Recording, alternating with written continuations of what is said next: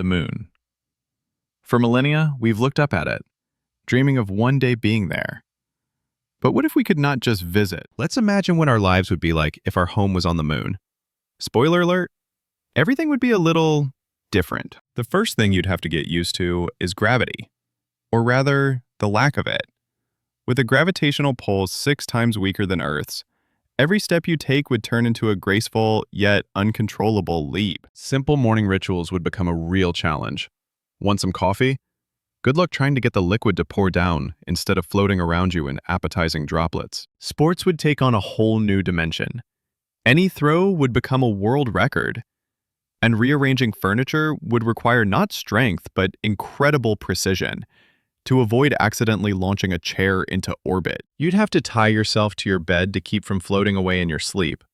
But over time, people would adapt, turning low gravity from an inconvenience into an advantage, creating a new form of lunar acrobatics. The moon has no atmosphere to smooth out temperature swings. During the day, the surface heats up to 120 degrees Celsius, 250 Fahrenheit, and at night, it cools down to minus 170 degrees Fahrenheit, minus 275 Fahrenheit. Extreme climate, wouldn't you say? Want to call a friend? Forget it. Sound needs a medium to travel through, and in a vacuum, there is absolute silence. You'd have to communicate using radios or good old-fashioned gestures. All life would be concentrated under protective, air-filled domes. But just imagine the view from your window. The Earth hanging in the sky like a giant blue and white marble. A lunar day lasts for almost 15 Earth days, and the night is just as long.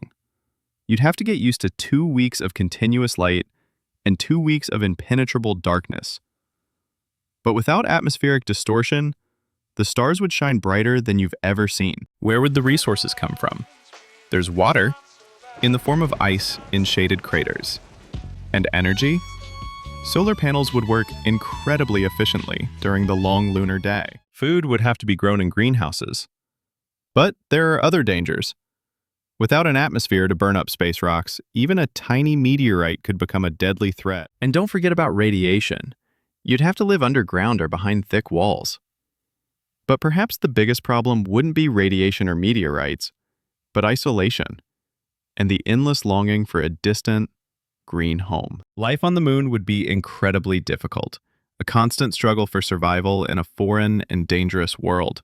But isn't that what has always driven humanity? To overcome challenges, to explore the unknown, to take a step where no one has gone before. It's a challenge thrown down by the universe itself. So, maybe one day, lunar cities will become a reality. But for now, thanks for watching. Subscribe to the channel so you don't miss out on new hypothetical adventures.